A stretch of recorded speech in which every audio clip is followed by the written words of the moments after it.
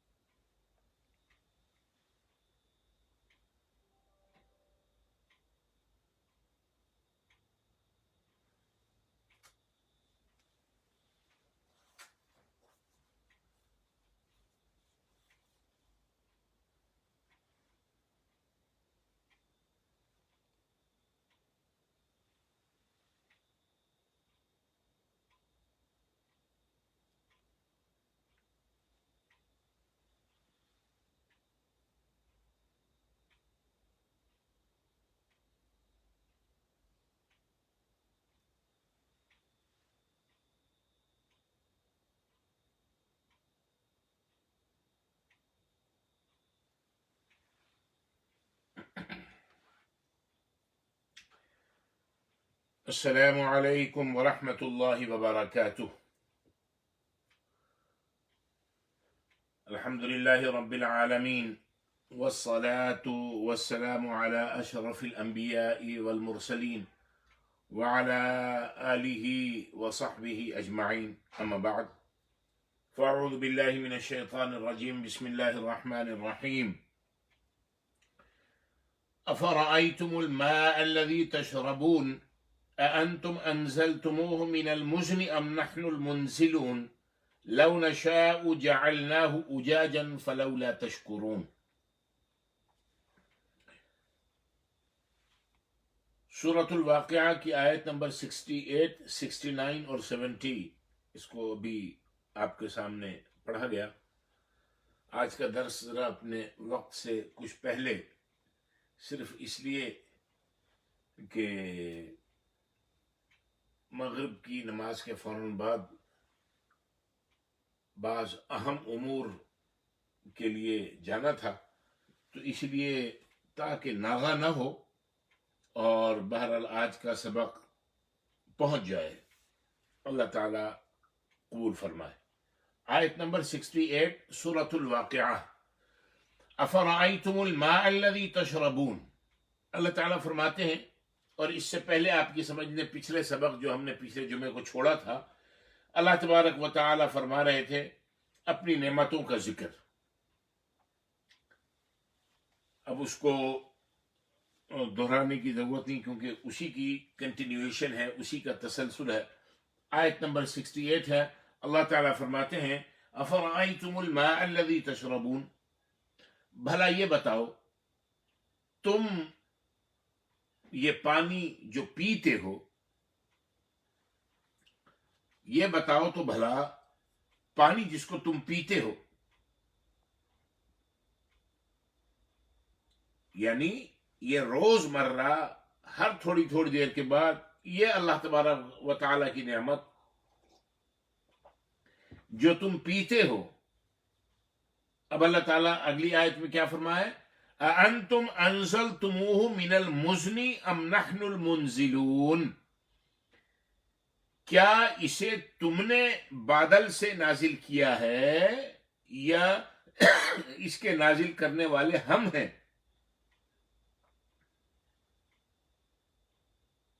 اور آیت نمبر 70 لو نشاء جعلناه اجاجا فلولا تشکرون، اگر ہم چاہیں تو اسے کھارا بنا دے، کھاری بنا دے۔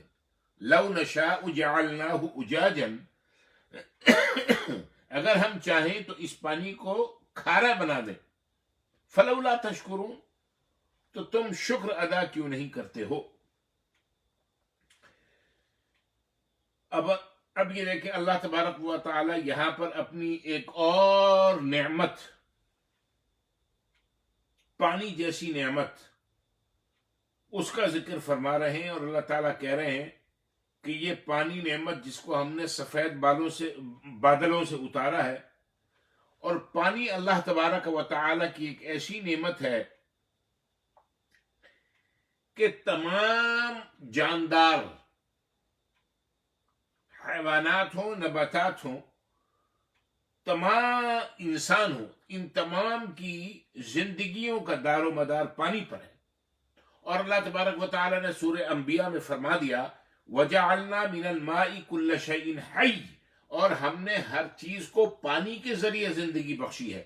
اور انسان کی ہیومن باڈی آپ زیادہ بہتر سمجھتے ہیں کہ اس انسانی جسم کے اندر 70% سے زیادہ پانی، اور پانی کا کتنا عمل دخل اور کیا پانی کی اہمیت ہے، ڈاکٹر آپ کو روزانہ بتائیں، آپ کے نیوٹریشن روزانہ آپ کو بتاتے ہیں کہ آپ کو 8 سے 10 گلاس روزانہ پانی پینا چاہیے۔ وَجَعَلْنَا مِنَ الْمَاءِ كُلَّ شَيْءٍ حَيٍّ، اللہ تبارک و تعالی نے پانی کی بہم رسانی کا سارا کنٹرول اپنے قبضہ قدرت میں رکھا ہے۔ دیکھیں وہی پانی سمندروں کا جو کہ کھارا ہی نہیں بلکہ کڑوا ہے، کس طرح وہ بخارات بن کے اوپر جاتا ہے، بادلوں کی شکل اختیار کرتا ہے، اور کیا اس کا نظام ہے۔ اللہ تبارک و تعالی اس کو جہاں چاہتے ہیں، جتنی مقدار میں چاہتے ہیں، رکواتے ہیں، برسواتے ہیں، اور وہ زمین پہ آتا ہے، اور پھر چشموں، دریاؤں، نہروں کی صورت میں مختلف مقامات پر پہنچتا ہے۔ پھر ایک دوسرا ذریعہ پانی کا یہ آپ کی سنو برف ہے کہ یہ بظاہر ہمیں تھوڑی زحمت لگتی ہے کہ ہمیں اپنے دروازے کے سامنے سے یا اپنے روڈ وے کے سامنے سے یا اپنے ڈرائیو وے کے سامنے سے اس کو صاف کرنا پڑتا ہے، لیکن یہ اللہ تبارک و تعالیٰ کی کتنی بڑی نعمت ہے۔ یہ زمین میں پانی جذب ہو رہا ہے، اس کا ایک سسٹم ہے جنہوں نے بنایا ہے، اس سسٹم کے تحت اس پانی کو جمع کرتے ہیں، اور وہ پورا سال انسان کی ہر ضرورت، اور سب سے بڑی ضرورت اس کے پینے کے لیے پانی ملتا ہے۔ جانور اس سے سیراب ہوتے ہیں، انسان اس سے سیراب ہوتے ہیں، کھیت کھلیان اس سے سیراب ہوتے ہیں۔ پھر وہ پانی زیر زمین جمع ہو جاتا ہے جسے کنووں اور ٹیوب ویلوں کے ذریعے نکالا جاتا ہے۔ سورہ زمر میں اللہ تبارک و تعالی نے فرمایا، طویل آیت ہے، اس کا ٹکڑا آپ کے سامنے بیان کر، اللہ تعالیٰ آسمان سے پانی نازل کرتا ہے، فَسَلَكَهُ يَنَابِيعَ، پھر اسے چشموں کی صورت میں زمین کے اندر بہاتا ہے۔ اس سے کھیتی باڑی ہوتی ہے، اللہ تعالیٰ پانی نازل کرتا ہے، مخلوق و خدا مستفید ہوتی ہے۔ اللہ تبارک و تعالیٰ اپنی نعمتوں کا ذکر کیوں کر رہے ہیں؟ اس لیے کہ اگر انسان صرف ایک پانی پر ہی غور کرے اور سوچے تو اللہ تعالیٰ کی وحدانیت، اس کی قدرت اور وقوع قیامت اور اس کے اس کائنات کا پورا نظام اللہ تعالیٰ کی سمجھ میں، اللہ تعالیٰ کی طرف سے انسان کی سمجھ میں آتا ہے کہ یہ ایک ایکسیڈنٹلی کام نہیں ہو رہا، حادثاتی طور پہ کام نہیں ہو رہا کہ بس یہ یوں کیا تھا تو لہذا یہ یوں ہو گیا، نہیں۔ آپ یہ دیکھیں گے پورے خطۂ زمین کا شرق سے غرب تک اور شمال سے جنوب تک، جہاں جہاں انسانی زمین ہے، جہاں جہاں انسانی آبادی ہے، اسی طریقے سے ایک مخصوص خاص انداز میں اللہ تبارک و تعالیٰ کا یہ پانی کا نظام، اور پھر اللہ تعالیٰ نے انسان کو عقل دی ہے کہ یہ پانی ہم تمہیں اس نظام کے تحت دے رہے ہیں۔ پھر وہی بات کہ اب تم بھی اپنا نظام بنا کے چاہو تو اس پانی کو ایک طویل عرصے کے لیے محفوظ کر لو، کارآمد بنا لو، استعمال میں لے آؤ، اور بے شمار قوموں نے یہ کیا ہے۔ ڈیم بناؤ، بڑے بڑے ریزرو پانی کے وہ بناؤ، इसको महफूज करने के मकामात बनाओ या ज़ाय कर दो। बिल्कुल जैसा अल्लाह तबारक व तआला ने हमें ये वक्त दिया है, हम अपनी मर्जी से इस वक्त को अपने इस्तेमाल में भी लाते हैं और हम इस वक्त को ज़ाय भी करते हैं। ये भी अल्लाह की नेमत है। तो बेशुमार मुल्क पानी की इस बहुत बड़ी दौलत को हर साल ज़ाय करते हैं, अपना नुकसान करते हैं। न डैम बनाते हैं, न रिजर्व बनाते हैं। बारिशें भी होती हैं, अब ज्यादा बारिशें होती हैं। जिन इलाकों में बारिशें नहीं होती थी, अब वहां शदीद बारिशें हो रही हैं। लेकिन आज तक वो कौम जिसका मैं जिक्र कर रहा हूं, ऐसी बेगैरत कौम है कि उसको अभी तक अकल नहीं आ रही, लड़ रहे हैं। और अल्लाह ताला का कुरान मजीद जगह जगह मकामात के ऊपर इस नेमत को, पानी जैसी नेमत को बता रहा है कि देखो ये हमारी बहुत बड़ी नेमत है। अब अल्लाह ताला फरिश्तों को भेज के डैम बनवाए, अल्लाह ताला फरिश्तों को भेज के रिजर्व बनवाए, अल्लाह ताला फरिश्तों को भेज के तुम्हारे नहरी निजाम और खालों का निजाम दुरुस्त करे। फिर तुम कहोगे हाँ अब हम सही हैं, तुम खुद कुछ नहीं करोगे, आपस में लड़ते रहोगे।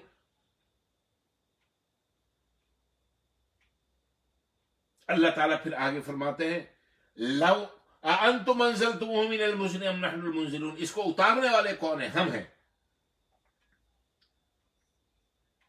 कितनी बड़ी नेमत है। फिर आगे अल्लाह ताला ने फरमाया, लव नशाउ जअलनाहु उजाजन। अगर हम चाहें तो इस पानी को सख्त कड़वा बना दें, कड़वा ही रखें। समंदरों से जब ये उठता है तो ये कड़वा होता है।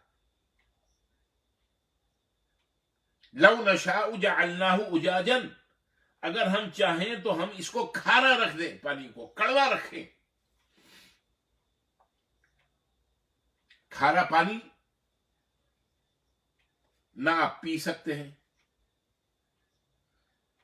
आप पिए तो आपका सारा निजाम दरहम बरहम हो जाए। आप उससे नहा नहीं सकते। चंद साल आप नहाएंगे, मर्द औरत गंजे हो जाएंगे, बाल उससे झड़ने लगेंगे।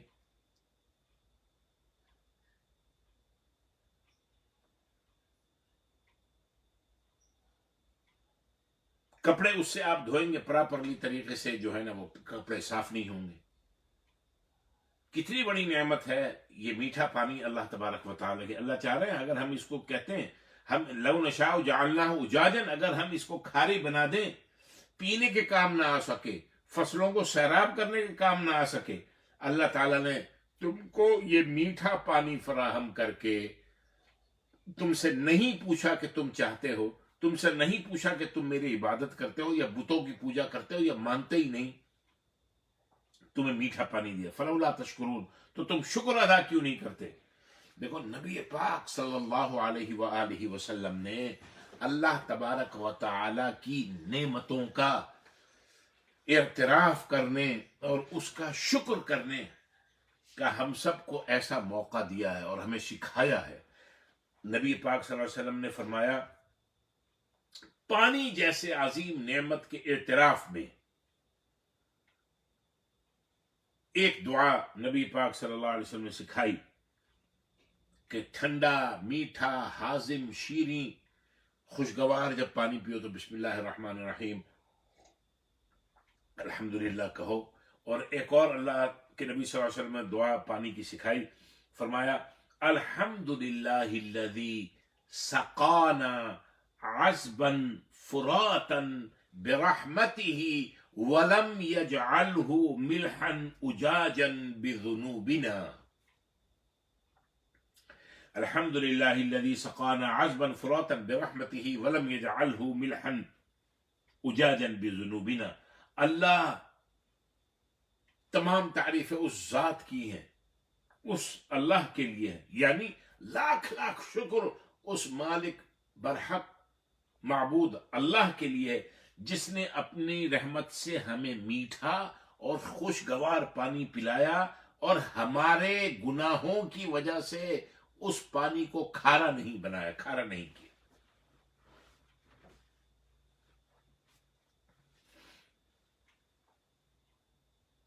फिर आगे अल्लाह ताला फरमाते हैं, आयत नंबर 71, अफराअयतुमुन नार अल्लती तूरून, भला ये बताओ कि वो आग जिसको तुम सुलगाते हो,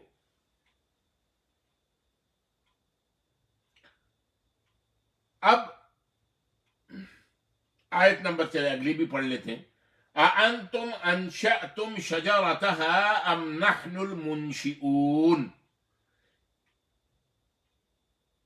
क्या इसके दरख्त को तुमने पैदा किया है या उसे पैदा करने वाली, उसको पैदा फरमाने वाले हम हैं।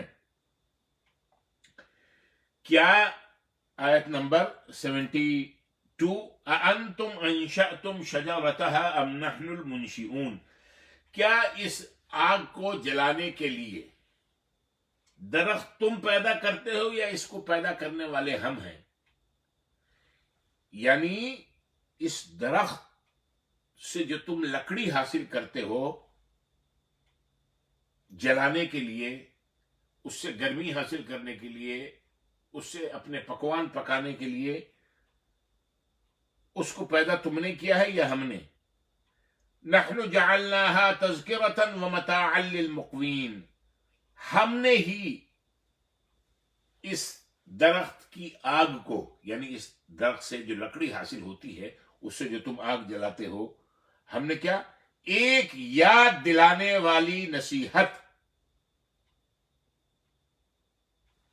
एक याद दिलाने वाली नसीहत, वो नारे जहन्नम, जहन्नम दोजख की आग, उसकी याद दहानी, उसकी नसीहत, उसकी इबरत,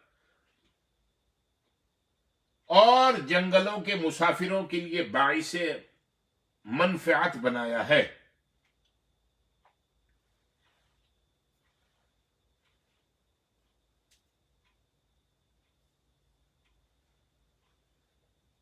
अल्लाह तबारक व तआला फरमा रहे हैं, मैंने आपके सामने आयत नंबर 71 और 72 और 73 का तर्जुमा कई मर्तबा कर दिया। अल्लाह ताला फरमाते हैं, ये जो आग तुम जलाते हो और इस आग को जलाने के लिए दरख्त का तुम इस्तेमाल करते हो, और ये दरख्त, इसका मतलब ये है कि लकड़ी तुम यहां से हासिल करते हो, तो इसको पैदा करने वाले तुम हो या हम हैं। ये तुम्हारी जरूरत है आज के दौर में भी लकड़ी की, बावजूद इसके कि तेल और गैस से भी लोग अपनी ये तवानाई हासिल करते हैं, लेकिन आज भी शर्क से गरब और शुमाल से जुनूब तक लकड़ी भी इसके लिए इस्तेमाल होती है, और आज यहां भी इस्तेमाल होती है। आप अपने ये जो रोशनदान है, क्या कहते हैं इसको, जिसके अंदर ये लकड़ी लगा के और गर्मी हासिल करते हैं, तो उस लकड़ी की पैदावार अल्लाह तबारक व तआला के हुक्म से होती है। अल्लाह ताला ही उनको पैदा करता है। लकड़ी के अलावा मादनी कोयला, ये कोयला भी बतौर ईंधन के इस्तेमाल होता है, और साइंसदानों का ये कहना है कि ये भी बड़े बड़े सख्त किस्म के दरख्त है जो हवादिस की वजह से जंगलात के जंगलात जमीन के अंदर दब गए, फिर वो पत्थरी कोयले की सूरत में तब्दील हो गए, और फिर इन पत्थरों कोयले के दरमियान हबस की वजह से जो गैस पैदा होता है, आजकल उसको भी फिर निकाल कर साइंसी तरीके से इस्तेमाल किया जा रहा है। जैसे गैस, नेचुरल गैस जिसको सुई गैस कहते हैं, जो सुई के मकाम से पैदा होती है, और बेशुमार मुल्कों के अंदर।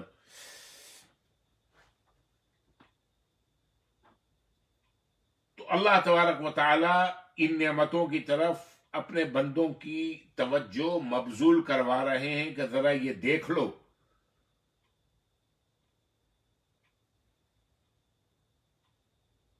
कि तुम इससे तवानाई हासिल करते हो, अपने शहर देहात, अपने कारखाने, अपने घर और रोशन करते हो।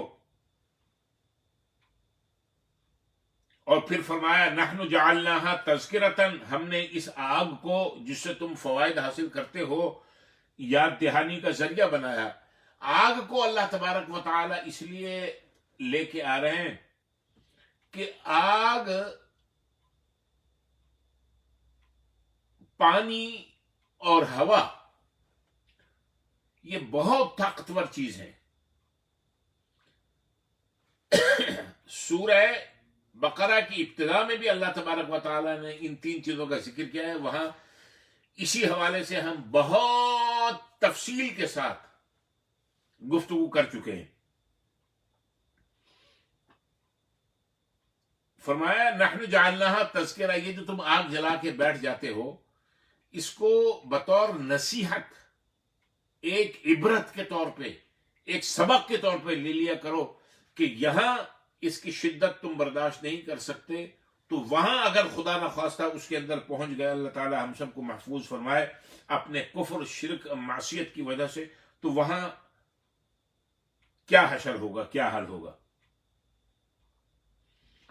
وَمَتَاعًا لِّلْمُقْوِينَ، اور یہی آگ صحرا کے مسافروں کے لیے بھی، جنگل کے مسافروں کے لیے بھی فائدے کا سامان ہے. یعنی لوگ جنگلوں میں اور صحراؤں میں سفر کرتے ہیں، سفر کے دوران بھی جب وہاں ان کو کوئی لکڑی وغیرہ میسر نہیں آتی تو وہ اپنے ساتھ لکڑیوں کا ذخیرہ لے کے چلتے ہیں. وہیں پر وہ اگر سردی ہو تو سردی سے بچانے کے لیے اور کھانا پکانے کے لیے بھی اس لکڑی کو استعمال کرتے ہیں جنگلوں میں، صحراؤں میں.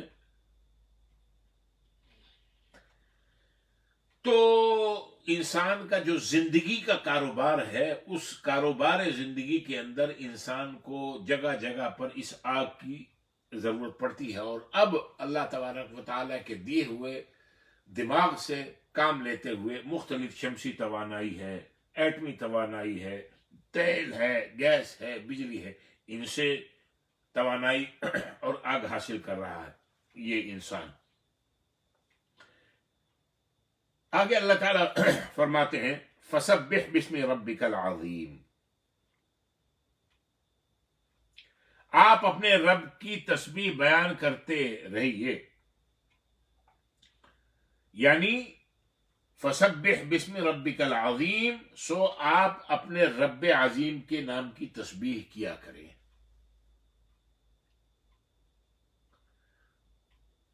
اللہ تبارک و تعالی نے اپنے ان انعامات اور دلائل قدرت دینے کے بعد کیا فرمایا؟ فَسَبِّحْ بِاسْمِ رَبِّكَ الْعَظِيمِ، پس آپ عظمتوں والے یعنی عظیم پروردگار کے نام کی تسبیح بیان کریں.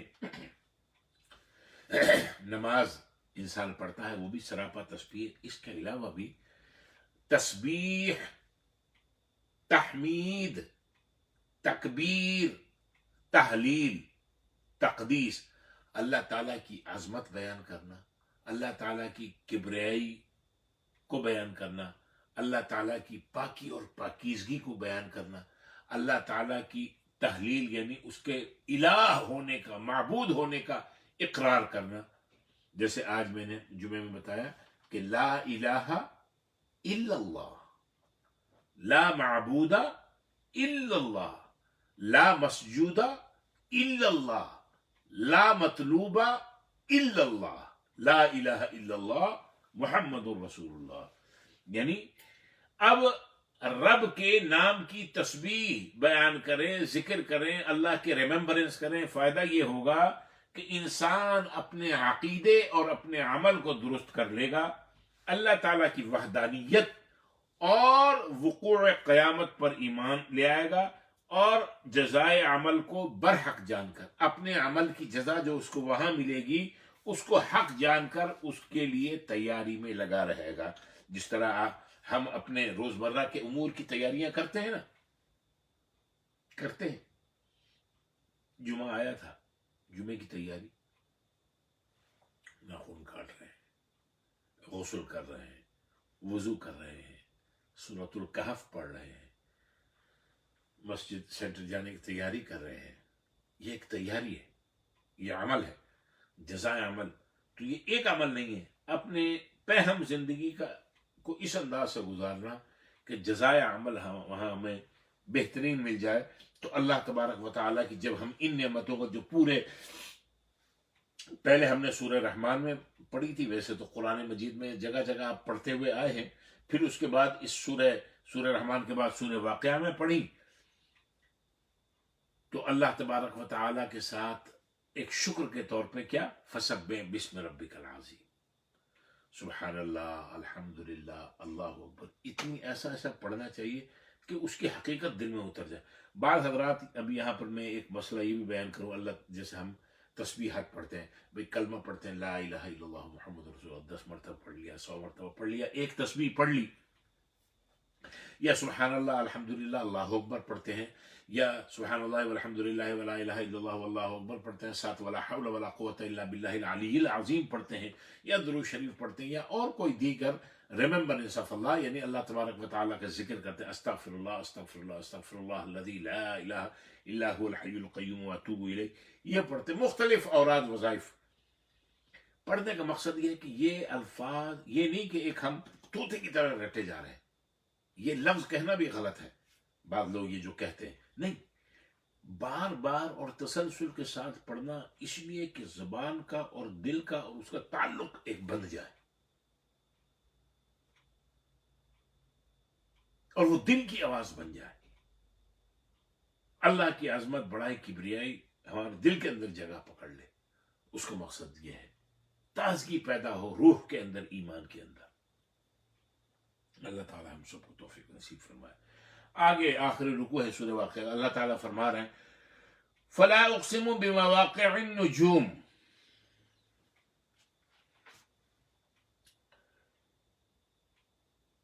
پس مجھے ستاروں کے وقوع کی جگہوں کی قسم، میں قسم کھاتا ہوں ستاروں کے وقوع ہونے کی یا ستاروں کے غروب ہونے کی۔ فلا اقسم بمواقع النجوم، پس میں ان جگہوں کی قسم کھاتا ہوں جہاں جہاں یہ ستارے غروب ہوتے ہیں، وقوع پذیر ہوتے ہیں۔ وَإِنَّهُ لَقَسَمٌ لَوْ تَعْلَمُونَ عَظِيمٌ، اور اگر تم سمجھو تو بے شک یہ ایک بہت بڑی قسم ہے۔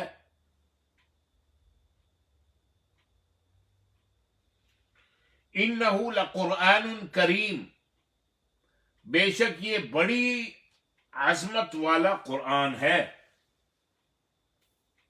یعنی یہ اللہ کا بڑا عظیم کلام ہے، اور بڑے عظمت والے نبی صلی اللہ علیہ وآلہ وسلم پر نازل ہو رہا ہے۔ فی کتاب مکنون، یہ پہلے سے لوح محفوظ میں لکھا ہوا ہے۔ لا یمسہ الا المطہرون، اس کو طہارت والے لوگوں کے علاوہ اور کوئی نہیں چھوئے گا۔ تنزیل من رب العالمین، تمام جہانوں کے رب کی طرف سے اتارا گیا ہے۔ یہ میں نے آپ کے سامنے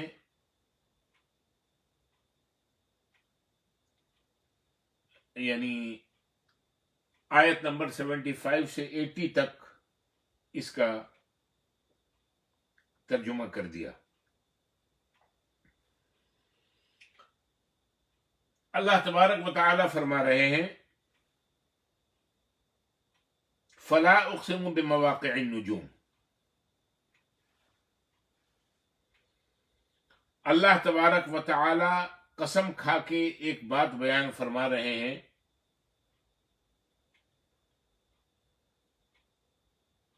اللہ تعالیٰ نے سیدنا محمد رسول اللہ صلی اللہ علیہ وآلہ وسلم کو ہدایت کاملہ اور دین حق کے ساتھ تمام مخلوق کی طرف، اور خصوصاً سب سے پہلے ڈائریکٹ، کیونکہ آپ مکہ میں تھے، مکے والوں کی طرف رسول بنا کر بھیجا۔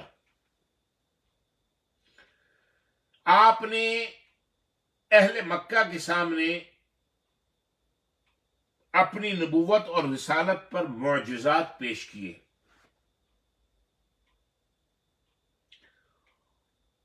اور سب سے بڑا معجزہ اور اپنی سب سے بڑی دلیل کے طور پہ قرآن مجید کو پیش کیا۔ فرمایا یہ اللہ کا کلام ہے، اور تمہارا یہ گمان بالکل غلط ہے کہ یہ میرا بنایا ہوا کلام ہے.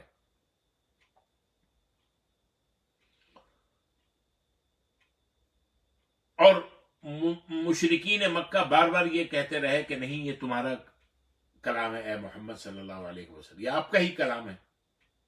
آپ نے فرمایا نہیں. وہ اپنے ہٹ دھرمی پہ قائم رہے.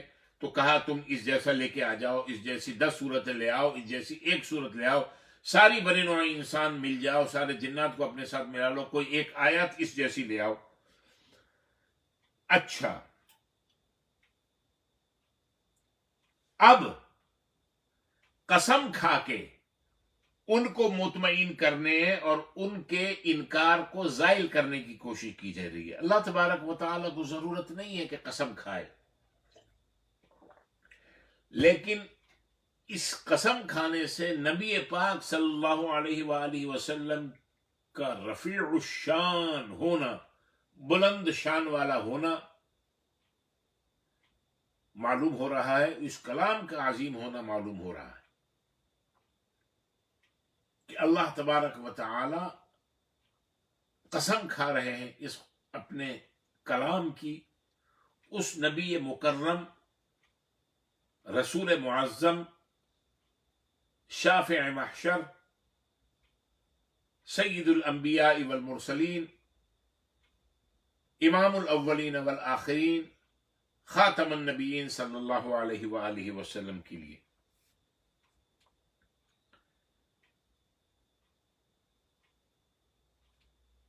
قسم کھا کے اللہ تعالیٰ نے فرمایا مجھے ستاروں کے وقوع کی جگہوں کی قسم. ایک ترجمہ یہ بھی ہے کہ میں ان جگہوں کی قسم کھاتا ہوں جہاں قرآن کریم کے مختلف حصے رسول عربی صلی اللہ علیہ وآلہ وسلم پر اترتے ہیں. ایک ترجمہ یہ بھی ہے. اللہ تبارک و تعالی اس کے بعد فرماتے ہیں وَإِنَّهُ لَقَسَمٌ لَوْ تَعْلَمُونَ عَظِيمٌ. اگر تم اس بات کو سمجھو، وَإِنَّهُ لَقَسَمٌ، لَقَسَمٌ لام تاکید کے لیے آ رہا ہے کہ تم یہ بہت بڑی قسم ہے.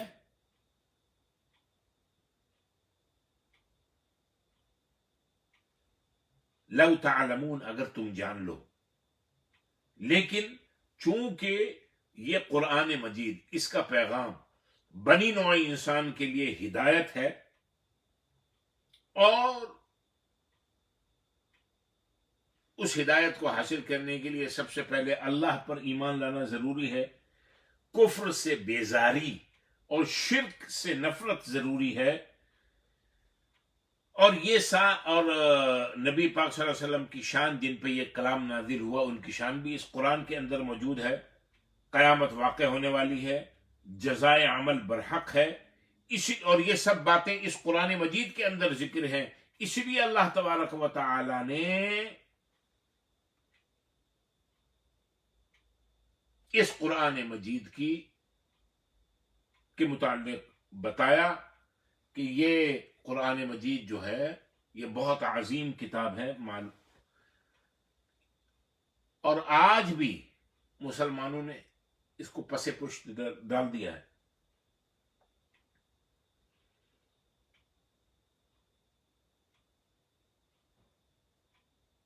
پھر فرمایا انہ لقرآن کریم، بے شک یہ قرآن بڑی عظمت والا ہے.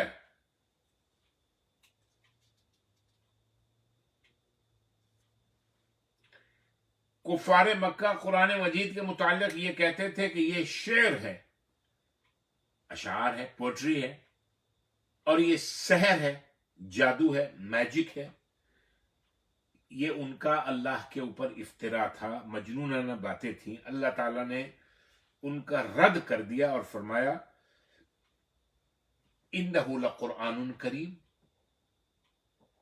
یہ بڑی عظمت والا، بڑی کرامت والا قرآن ہے. یہ من گھڑت کلام نہیں ہے. فی کتاب مکنون، لوح محفوظ کے اندر. کتاب مکنون لوح محفوظ، پروٹیکٹڈ ٹیبلٹس، اس کے اندر یہ پریزرو ہے، یہ محفوظ ہے.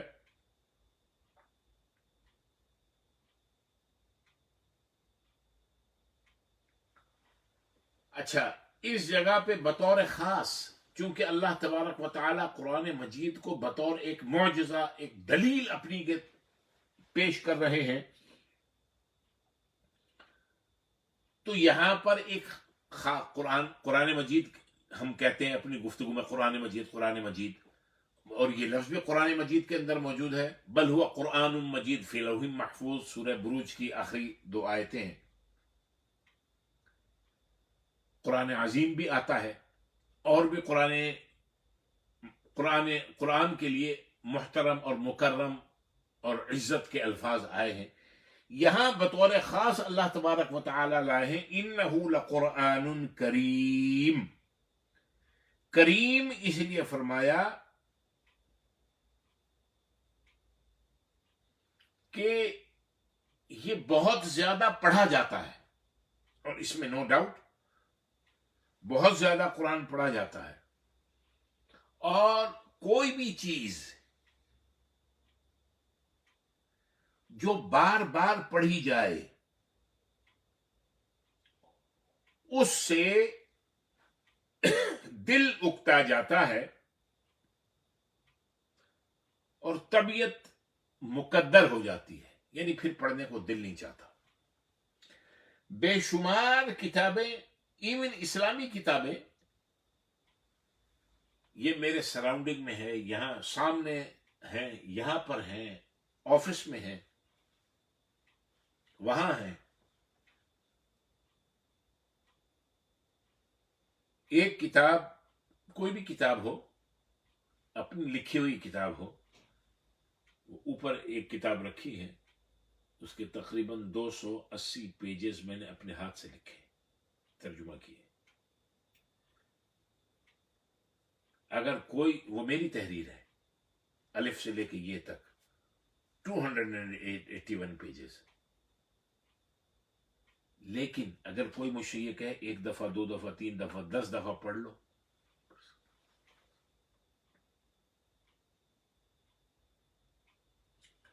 اس کو میں نے اپنا ٹائم، اپنی آنکھیں، اپنی توانائی، اپنا یعنی خون جگر دیا ہے، میں بور ہو جاؤں گا۔ اتنی کتابیں ہیں، صرف واحد قرآن مجید ایک کتاب کریم ہے۔ 1441 سال سے، یعنی آج تک کا عرصہ 42 سال، 1442،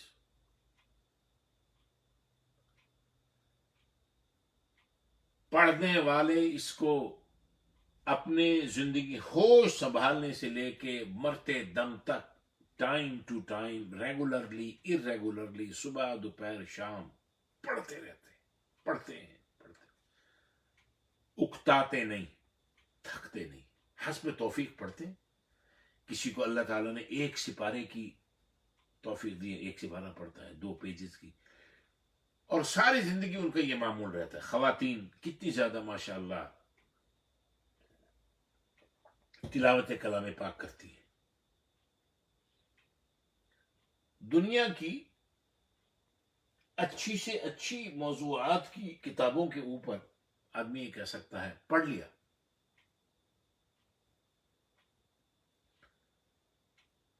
میرے پاس یہ سامنے بائبل رکھی ہے، بائبل والوں کو تو معلوم بھی نہیں ہے کہ ان کو ان کی کتاب پڑھنا کس میں ہے۔ یہ ہے، یہ بائبل، اور یہ ہے تورات۔ تورات والوں کو بھی یہ نہیں پتا کہ ان کو کس زبان میں اپنی کتاب پڑھنی ہے، ان کو ٹرانسلیشن پڑھنا ہے، وہ بھی کس زبان میں، اوریجنل ٹیکسٹ کیا تھا۔ الحمدللہ انا نحن نزلنا الذکر وانا لہ لحافظون، اللہ تعالیٰ نے قرآن مجید میں ارشاد فرما دیا۔ یہاں اللہ تعالیٰ نے یہ فرمایا ہے، آیت نمبر 77 ہے سورہ واقعہ کی، انہ لقرآن کریم۔ کریم کو، یہ لفظ کو یہاں لانے کا مطلب ہے کہ یہ ایسا صاحب کرامت، اس کے الفاظ ہیں کہ آپ اپنے بچپن سے ہوش سنبھالنے سے لے کے جب سے آپ اس کو پڑھنا شروع کرتے ہیں اور مرتے دم تک جب آپ پڑھتے چلے جاتے ہیں، आज तक कोई शख्स कुरान मजीद पढ़ने से बोर नहीं हुआ, पढ़ने से नहीं उकताया।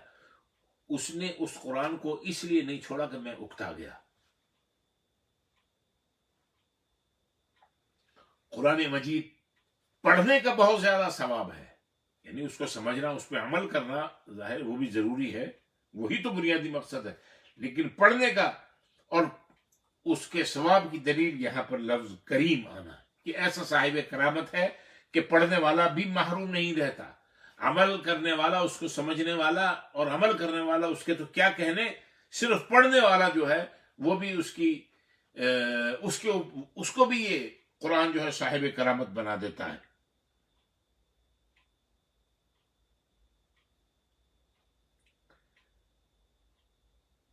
फिर कुरान मजीद ऐसा साहिब करामत यानी करीम है कि कुरान मजीद से जो चीज तलब की जाए मिल जाती है। फकीह फिक़ही अहकाम मसाइल शरइया कुरान मजीद से तलाश करता है। हकीम यानी wise man, wisdom, pearl of wisdom, हिकमत के मोती कुरान मजीद से निकालता है, वो उसको मिल जाते हैं। अदीब इससे अदब निकालता है, उसको मिल जाता है। आरिफ इससे मारिफ निकालता है, उसको मारिफ मिल जाते हैं। मुअर्रिख कुरान मजीद से तारीख निकालता है, उसको तारीख मिल जाती है। मुतकल्लिम कुरान मजीद से अपने अकायद पर दलाइल निकालना चाहता है, वो उसको मिल जाते हैं। सूफी कुरान मजीद से तज़किया नफ्स, तज़किया कल्ब के रमूज हासिल करना चाहता है, उसको मिल जाता है। रुश्द व हिदायत का तालिब कुरान मजीद को पढ़ता है, समझता है, इसके डेप्थ में जाता है, सुनता है, तो उसको अल्लाह तबारक व तआला रुश्द व हिदायत अता कर देते हैं। जहन्नम से भागने वाला कुरान मजीद में जब गोता लगाता है, इससे मारिफ निकालता है, उसको जहन्नम से खलासी मिल जाती है। जन्नत का तलबगार कुरान मजीद के अंदर जब झांकता है, देखता है, पढ़ता है और उसको समझने की कोशिश करता है, उसकी आंखों से आंसू गिरते हैं, अपने आप को संभाला देता है, तो जन्नत का मुस्तहिक बन जाता है, जो जिस काम के लिए कुरान मजीद को दे। अल्लाह अकबर। और बेशुमार इसकी लंबी तफसील है, अभी उसमें नहीं जा रहे। फिर फरमाया फी, जैसे मैंने बताया, फी आयत है, फी किताब मकनून ला यमस्सुहु इल्लल मुतहहरून, छू नहीं पाते कुरान मजीद को मगर पाक बनाए हुए लोग। यानी कौन? ला यमस्सुहु इल्लल मुतहहरून, इसको तहारत वालों के सिवा और कोई नहीं छुएगा। क्या मतलब?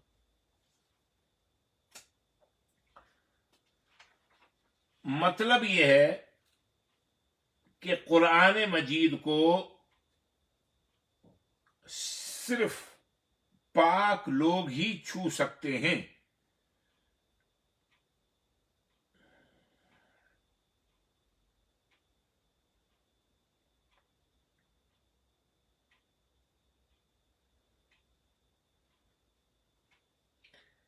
इसकी काफी तशरी और तफसीर है। ये जो आप बार बार पढ़ते हैं कि ला यमस्सुहु इल्लल मुतहहरून,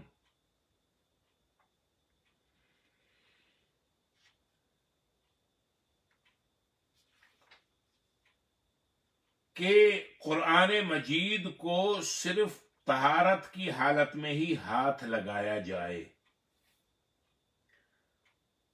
नापाक आदमी इसको न छुए।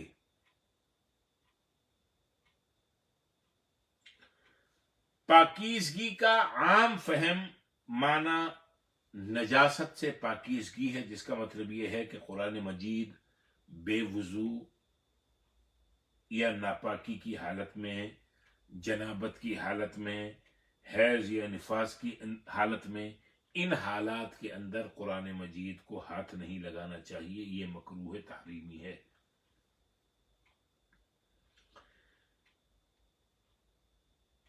इस मामले में कुरान मजीद के साथ साथ वो दीनी किताबें भी शामिल हैं जिनमें आयात कुरानी लिखी हों या जिनमें अहादीस नबवी सल्लल्लाहु अलैहि वसल्लम लिखी गई हो या उनकी तशरीह और तफसीर की गई है। ایسی کتابوں کو بھی بغیر وضو ہاتھ لگانا مکروہ ہے، تاہم قرآن مجید کا چھونا تو سخت کراہیت کا باعث ہے، بے وضو، خاص طور پہ ناپاکی کی حالت میں۔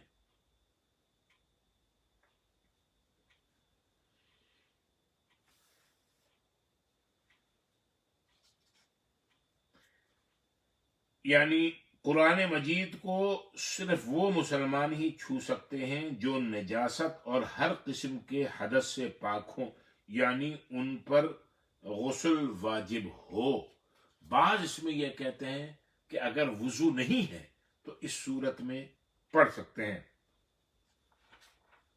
پکڑ سکتے ہیں قرآن مجید کو، لیکن قرآن مجید کا ادب اور اس کی تکریم و تعظیم کا تقاضا یہ ہے کہ جب جب قرآن مجید کو ہاتھ میں لیا جائے انسان باوضو ہو۔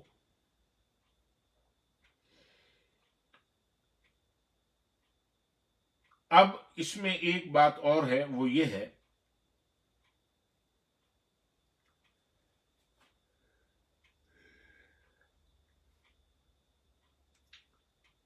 کہ بعض اوقات، بلکہ اکثر اوقات، ہم یہاں امریکہ میں رہتے ہیں، ہمارے سینٹرز میں بھی بہت سے افراد ایسے آ جاتے ہیں جو قرآن مجید مانگتے ہیں، نان مسلمز، ان کو دینے کا کیا حکم ہے؟ اب جیسے یہ ایک قرآن مجید ہے، اس میں یہ عربی ٹیکسٹ لکھا ہے اور ساتھ میں اس کا انگلش ٹرانسلیشن ہے، یہ قرآن مجید ہے، آیا یہ قرآن مجید ان نان مسلمز کو دیا جائے یا نہ دیا جائے؟ کیونکہ وہ مشرک ہیں، قرآن کہتا ہے انما المشرکون نجس، مشرکین نجس ہیں، پلید ہیں۔ اب کیا کیا جائے؟ ان کو دیا جائے یا نہ دیا جائے؟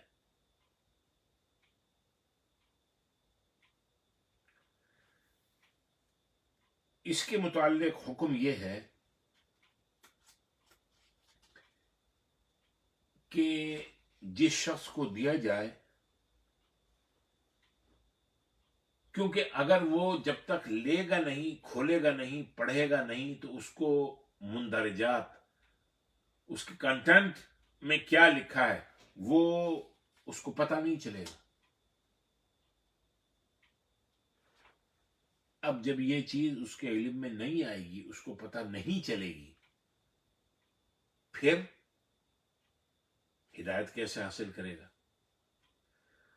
تو قرآن مجید انگلش ٹرانسلیشن کے ساتھ یا کسی بھی ٹرانسلیشن کے ساتھ اس کو دینے سے پہلے اس کو یہ بتایا جائے کہ دیکھو یہ اللہ کا کلام ہے اور اللہ تبارک و تعالی نے اس کو بہت عزت احترام کے ساتھ نازل کیا ہے، تم اس کو اونچی جگہ پہ رکھنا، ہاتھ پاؤں دھو کے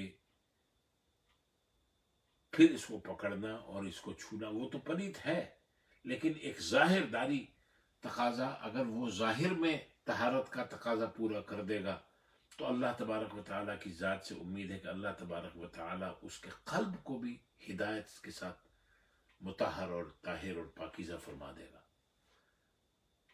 تو اس تھوڑی سی ایڈوائز کے ساتھ اس کو دیا جائے، خالی یہ نہیں کہ کسی نے مانگا اور پکڑا دیا، تھوڑی سی ایک یاد دہانی اس کو ان چیزوں کی، ان باتوں کی کروا دینی چاہیے۔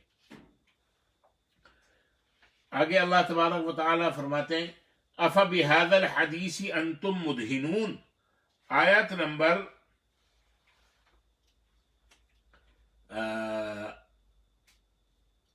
81۔ سو کیا تم اسی کلام کی تحقیر کر رہے ہو؟ یعنی اللہ تبارک و تعالی اپنے کلام یعنی قرآن مجید کے متعلق اللہ تعالیٰ یہ فرما رہے ہیں، قسم کھا رہے ہیں، پھر فرما رہے ہیں کہ یہ بہت عظیم چیز ہے جس کی قسم کھائی گئی ہے، پھر فرمایا تنزیل من رب العالمین، پھر فرمایا کہ فی کتاب مکنون، اور اس کے بعد اس کی اہمیت اور فضیلت یہ ہے کہ ناپاکی کی حالت میں اس کو آپ چھو بھی نہیں سکتے، اس کو آپ پکڑ بھی نہیں سکتے۔ اب اللہ تبارک و تعالیٰ فرماتے ہیں افا بہذا الحدیث انتم مدہنون، آیت نمبر 81 ہے، کیا تم اس بات میں، کیا تم اسی کلام کے کی توہین کر رہے ہو، تحقیر کر رہے ہو، سستی کر رہے ہو، جس کتاب کو اللہ تبارک و تعالی نے وحی کے ذریعے اپنے حبیب پاک صاحب الاولاق جناب محمد رسول اللہ صلی اللہ علیہ وسلم پر نازل فرمایا ہے. اس کا ایک ترجمہ یوں بھی سمجھ لیجیے، اللہ تبارک و تعالیٰ فرما رہے ہیں، آیت نمبر 81 ہے، افبہذا الحدیث انتم مدہنون، کیا تم اس قرآن کو، اس کتاب کو ایک معمولی کتاب سمجھ رہے ہو؟ یہ معمولی کتاب نہیں ہے. وَإِنَّهُ لَتَنزِيلُ رَبِّ الْعَالَمِينَ، یہ سارے عالمین کا رب جو ہے اس کی طرف سے نازل کردہ ہے. نزل بہ الروح الامین، روح الامین یعنی جبریل امین کے ذریعے بھیجے گئی ہے، علی قلبک، آپ کے قلب مبارک پہ محمد صلی اللہ علیہ وآلہ وسلم، لتکون من المنذرین.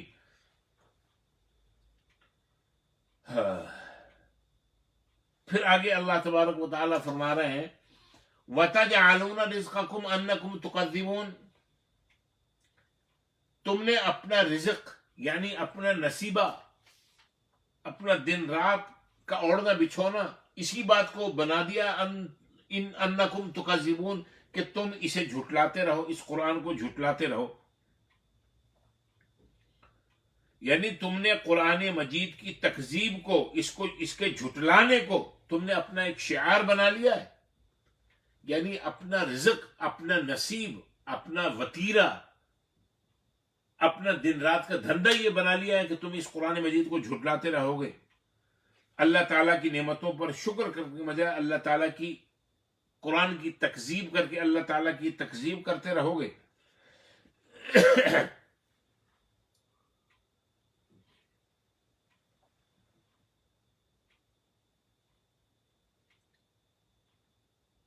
قرآن مجید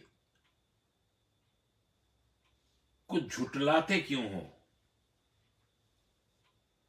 قرآن مجید کو جھٹلانے کے 2-3 طریقے ہیں. اللہ تعالیٰ کی بات کو اور اللہ تعالیٰ کو جھٹلانے کے 2-3 طریقے ہیں، کئی طریقے ہیں.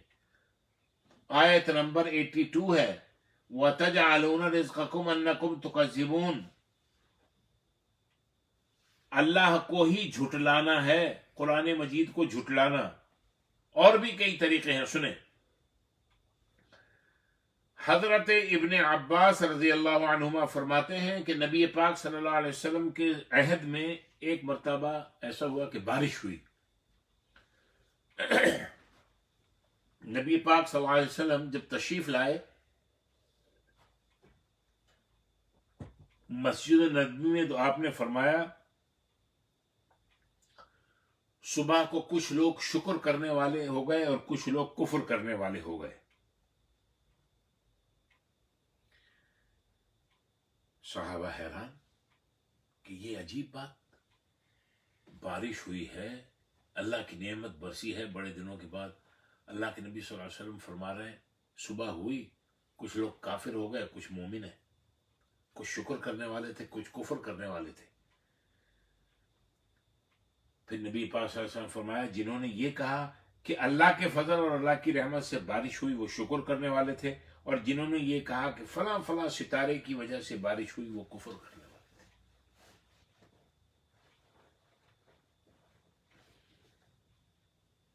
اور پھر اس وقت آپ نے، اللہ کے نبی صلی اللہ علیہ وسلم نے یہ آیت پڑھی وَتَجْعَلُونَ رِزْقَكُمْ أَنَّكُمْ تُكَذِّبُونَ، یعنی تم اللہ کے دیے ہوئے رزق کی تکذیب کرتے ہو. یعنی اللہ تبارک و تعالی کی تکذیب کرنا تم نے اپنا دن رات کا یہ اپنا وتیرہ بنا رکھا ہے. کبھی نبی کو جھٹلا کے اللہ کی تکذیب کرو گے، کبھی قرآن کو جھٹلا کے اللہ کی تکذیب کرو گے، کبھی آخرت کو جھٹلا کے اللہ کی تکذیب کرو گے. بس ابھی یہ ختم ہونے والی ہے سورت. فلولا اذا بلغت الحلقوم، اب اللہ تبارک و تعالی فرما رہے ہیں فلولا اذا بلغت الحلقوم، پس کیوں نہیں جبکہ انسان کی جان گلے تک پہنچ جاتی ہے. فلولا اذا بلغت الحلقوم، پھر کیوں نہیں جب وہ حلق تک یعنی روح حلق تک آپ پہنچتی ہے. ہر بات کی تکذیب کر رہے ہو, ہر بات کو جھٹلا رہے ہو. اب تمہارا کوئی بابا یا تم مرنے کے قریب آ گئے, پھنس گئی جان شکنجے اندر, اب روح آ کے گلے کے اندر پھنسی ہے. اب کرو اللہ کی تکذیب, کہو ہم اس روح کو جان نہیں واپس دیتے, دوبارہ اس کو بدن کے اندر لوٹا دو. اس کو اللہ تبارک و تعالی یہاں پر بیان فرما, فلولا اذا بلغت الحلقوم, جب روح نرخرے تک حلق تک پہنچ جائے, وانتم حینئذ تنظرون, تو تم اس وقت تک دیکھتے ہی دیکھتے رہ جاتے ہو. ابھی اتنا ہو گیا, دیکھتے رہتے ہو اس مانیٹر کے اوپر, اتنے پرسنٹ, آخر میں زیرو, ہوا نکل گئی. وانتم حینئذ تنظرون, تو تم اس وقت روح کو نکلتا ہوا دیکھ رہے ہوتے ہو. اب یہاں پر اللہ کو جھٹلاؤ, اللہ کو جھٹلایا قرآن کو جھٹلا کے, اللہ کو جھٹلایا نبی کو جھٹلا کے, اللہ کو جھٹلایا نبی کی بات کو جھٹلا کے, اللہ کو جھٹلایا قرآن کو جھٹلا کے, اللہ کو جھٹلایا آخرت کو جھٹلا کے, اللہ کو جھٹلایا. اب جھٹلاؤ اللہ کو کہ اللہ تعالی ہم, روح تو اللہ کے حکم سے جا رہی ہے نا, اب اللہ کو جھٹلاؤ. روح نکل رہی ہے, کہ واپس جا بدن کے اندر. حینئذ تنظرون, اس کو نکلتا ہوا تم دیکھ رہے ہو. وَنَحْنُ أَقْرَبُ إِلَيْهِ مِنْكُمْ وَلَكِنْ لَا تُبْصِرُونَ, اور ہم اس سے تمہاری نسبت زیادہ قریب ہوتے ہیں لیکن تم ہمیں نہیں دیکھتے. اللہ تعالیٰ فرما رہے ہیں وَنَحْنُ أَقْرَبُ إِلَيْهِ مِنْكُمْ وَلَكِنْ لَا تُبْصِرُونَ.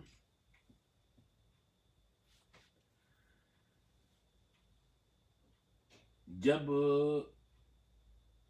روح نکل رہی ہوتی ہے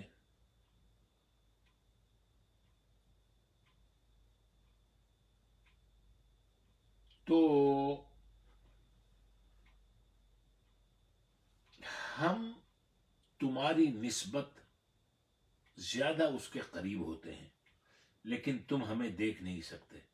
ایک آدمی اپنے ڈیتھ بیڈ پہ ہے, اسپتال میں ہے یا گھر پہ ہے, اس کے سارے اعز و اقربا, ماں باپ یا بھائی بہن یا بیٹا بیٹی یا بہن بھائی سب بیٹھے ہوئے ہیں,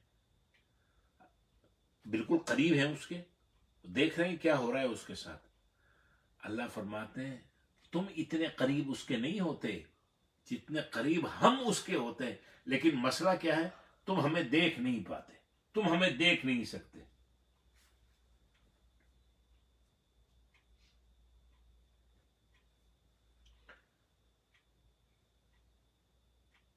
فلولا ان کنتم غیر مدینین, پھر ایسا کیوں نہیں ہے کہ اگر تم کسی کی ملک و اختیار میں نہیں ہو.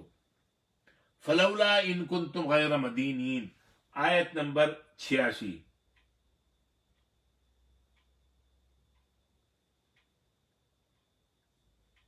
تم کسی کی ملکیت میں نہیں ہو, تم ایسا کیوں سمجھتے ہو تو تم کسی کی ملکیت میں نہیں ہو. فلولا ان کنتم غیر مدینین, اللہ تبارک و تعالی یہ پوچھ رہے ہیں فلولا ان کنتم غیر مدینین, پھر ایسا کیوں نہیں ہے اگر تم کسی کے ملک و اختیار میں نہیں. یعنی اگر تم ایسا نہیں کر سکتے تو تم ایسا کیوں سمجھتے ہو تم کسی کی ملکیت میں نہیں ہو, کسی کے اختیار میں نہیں ہو, مادر پدر آزاد ہو, جو چاہو کرو. نہیں, تمہارے اوپر کنٹرول ہے, تمہارے اوپر کنٹرول تمہارے رب ذوالجلال کا ہے. لیکن یہ جو تم ادھر ادھر بغاوتیں کرتے نظر آتے ہو, شیاطینی کرتے ہوئے نظر آتے ہو, یا اس کے حکم سے انحراف کرتے ہوئے نظر آتے ہو, اس کا مطلب یہ ہے کہ اللہ تبارک و تعالی نے تمہیں ایک اختیار دیا ہوا ہے, آزاد نہیں ہو. فلولا ان کنتم غیر مدینین,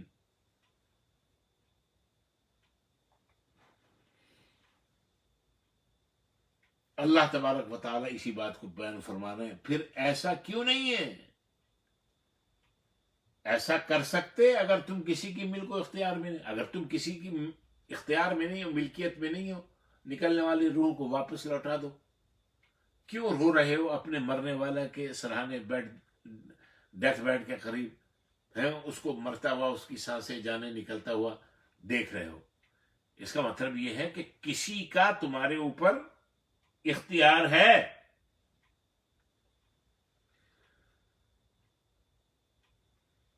ترجعونها ان کنتم صادقین, کہ تم اس روح کو واپس پھیر لو اگر تم سچے ہو.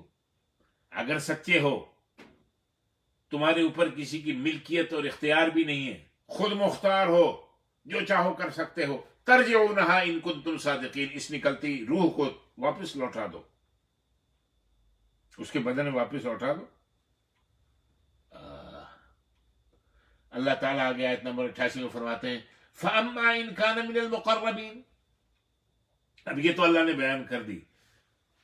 فَأَمَّا إِن كَانَ مِنَ الْمُقَرَّبِينَ, اگر وہ مرنے والا مقربین میں سے ہے, یعنی مقربین الہی میں سے ہے, اپنے عقیدہ اعمال کی بنیاد پر اللہ تبارک و تعالیٰ کا مقرب, اللہ کی پروکسیمیٹی اس کو حاصل ہو گئی ہے, تمہیں فکر کرنے کی ضرورت نہیں ہے.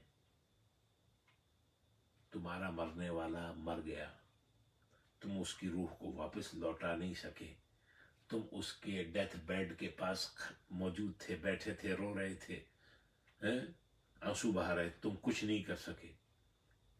تمہارا ملکیت اپنے اوپر نہیں ہے, اس کے اوپر کیا تمہاری ملکیت یا اختیار ہوتا, تم کچھ نہیں کر سکے.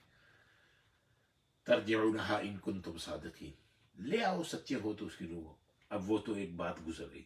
اللہ تعالیٰ فرماتے ہیں فَأَمَّا إِن كَانَ مِنَ الْمُقَرَّبِينَ, اگر یہ جو مرنے والا جو تھا یہ اللہ کے مقربین میں سے ہے, پھر کیا ہے؟ فَرَوْحٌ وَرَيْحَانٌ وَجَنَّةُ نَعِيمٌ, تو اس کے لیے سرور و فرحت اور روحانی رزق اور استراحت اور نعمت بھری جنت ہے. فَرَوْحٌ راحت, وَرَيْحَانٌ روزی, وَجَنَّةُ نَعِيم اور جنت کی نعمتیں.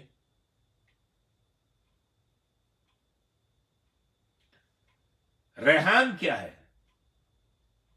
عربوں کے نزدیک ہر وہ پھول خوشبودہ پودا, ہر وہ پودا جس سے خوشبو آئے اس کو ریحان کہتے ہیں.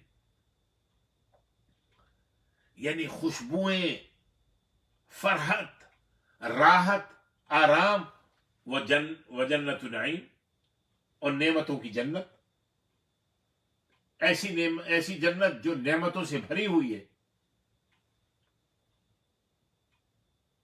ہر خواہش کی تکمیل, پاکیزہ روزی, نعمتیں, جنتیں.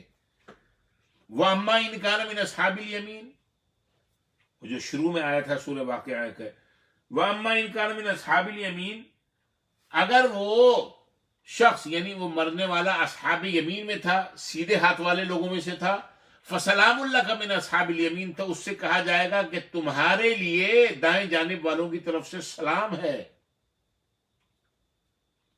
تو دائیں جانب والے بھائی دائیں جانب کی طرف پہلے ہی موجود ہیں, ایک اور دائیں جانب کی طرف آ گیا, وہ جتنے بھی تھے انہوں نے سلام سلام السلام علیکم, ویلکم ویلکم ویلکم, اس کے لیے بھی تالیاں بج گئیں.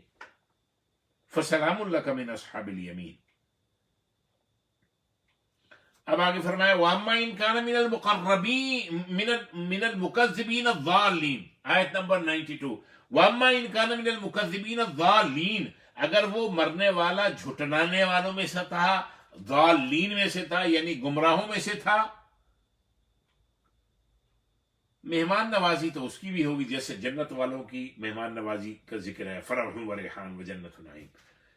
اس کی کیسی ہوگی؟ آیت نمبر 93 ہے فنزل من حمیم, تو اس کی سخت کھولتے ہوئے پانی سے مہمان نوازی ہوگی. فنزل من حمیم, مہمان نوازی ہوگی حمیم سے. حمیم کیا ہے؟ کھولتے پانی سے. وَتَصْلِيَةُ جَحِيمٍ, اور دوزخ میں داخل کر دیا جائے گا. یعنی انجام کیا ہوگا؟ جہنم میں ڈالا جانا, جہنم میں ڈال دیا.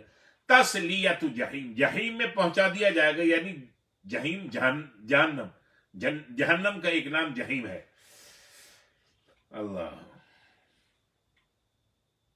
ان ھذا لہو حق الیقین، ان ھذا لہو حق الیقین، آیت نمبر 95 ہے، ان ھذا لہو حق الیقین، بے شک یہی قطعی طور پہ،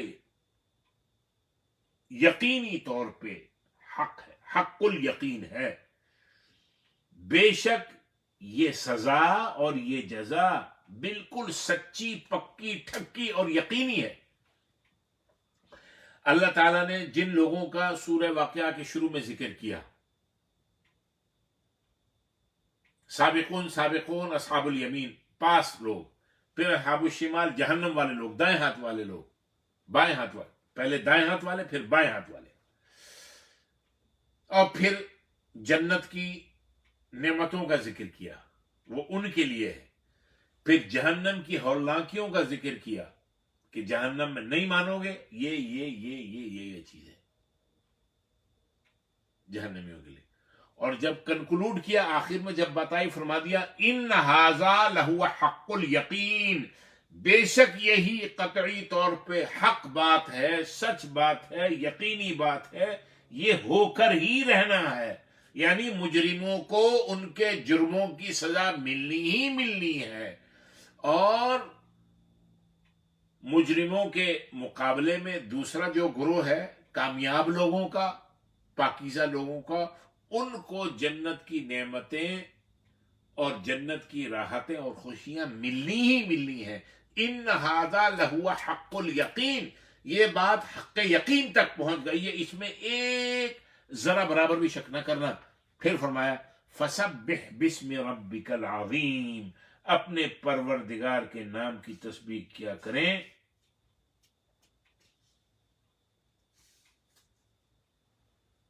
جو بڑی عظمتوں کا مالک ہے۔ اب ایک بار یہاں یہ سن لیں، یہ دوسری دفعہ آیا فسبح باسم ربک العظیم، اپنے رب کے رب عظیم کے نام کی تسبیح بیان کیا کریں۔ عقبہ ابن عامر رضی اللہ عنہ کی روایت میں آتا ہے کہ جب یہ آیت نازل ہوئی تو حضور علیہ الصلوۃ والسلام نے فرمایا اجعلوها فی رکوعکم، یعنی فسبح باسم ربک العظیم کو اپنے رکوع میں رکھ لو، اپنے رب عظیم کے نام کی تسبیح بیان کیا کرو۔ اس لیے ہم رکوع میں پڑھتے ہیں سبحان ربی العظیم، سبحان ربی العظیم، سبحان ربی العظیم۔ سمجھ میں آ گیا؟ جب یہ آیت نازل ہوئی، سورہ واقعہ کی آخر آیت، اپنے رب عظیم کے نام کی تسبیح بیان کیا، حضور نے فرمایا اجعلوا فی رکوعکم، اس کو اپنی رکوع میں ڈال لو، یعنی اپنے رب کے نام کی، اپنے رب عظیم کے نام کی تسبیح بیان کیا کرو رکوع میں۔ تو اللہ کے نبی نے حکم دیا سبحان ربی العظیم رکوع میں پڑھا کرو۔ اور جب سورۃ الاعلی اس کی پہلی آیت نازل ہوئی سبح اسم ربک الاعلی، تو حضور پاک صلی اللہ علیہ وسلم نے فرمایا اجعلوها فی سجودکم، اس تسبیح کو اپنے سجدوں میں شامل کر لو، اور نبی پاک صلی اللہ علیہ وسلم نے فرمایا سجدے میں پڑھا کرو سبحان ربی الاعلی۔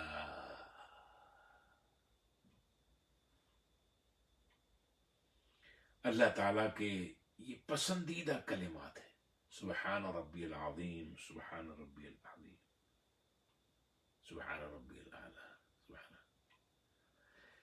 سبحان ربی العظیم جب ہم پڑھتے ہیں اینڈ ہو رہا ہے، یعنی جب یہ آیت نازل ہوئی تو حضور نے فرمایا سبحان ربی العظیم رکوع میں پڑھا کرو، تو سبحان ربی العظیم جب ہم پڑھتے ہیں اور پڑھ کے کھڑے ہوتے ہیں تو سمع اللہ لمن حمیدہ کہتے ہیں، اس کا کیا ترجمہ ہے؟ اللہ نے اس کی سن لی جس نے اس کی تعریف کی۔ اے بندو، سورہ واقعہ کے آخری آیت تھی فسبح باسم ربک العظیم، اپنے رب عظیم کی تسبیح بیان کیا کرو، تو نبی پاک صلی اللہ علیہ وسلم نے فرمایا رکوع میں پڑھا کرو اپنے رب عظیم کے نام کی تسبیح، یعنی سبحان ربی العظیم پڑھا کرو۔ اب بندے نے رکوع کے اندر سبحان ربی العظیم پڑھا 3 مرتبہ یا 7 مرتبہ، اب وہ کھڑا ہو گیا رکوع سے، جب کھڑا ہوا تو کھڑے ہونے کے بعد اس نے کیا کہا؟ کھڑے ہوتے ہوئے سمع اللہ لمن حمیدہ، کہا اس نے، لیکن اللہ تعالیٰ فرماتا ہے اللہ نے اس کی سن لی جس نے اس کی تعریف کی. یعنی وہ اللہ کے بہاف پہ ہی یہ بندہ کہہ رہا ہوتا ہے کہ اے بندے، تو نے اس رکوع کے اندر جو میری تسبیح کی تھی، تیرے رب نے عرش معلیٰ پر تیری اس تسبیح کو سن لیا اور قبول کر لیا. اللہ تبارک و تعالی، سورہ واقعہ مکمل ہو گئے، اللہ تبارک و تعالی اس کو بھی اپنی بارگاہ میں قبول و منظور فرمائے. سبحانک اللہم و بحمدک، نشہد ان لا الہ الا انت، نستغفرک و نتوب الیک. وصلی اللہ علی النبی، والسلام علیکم ورحمۃ اللہ.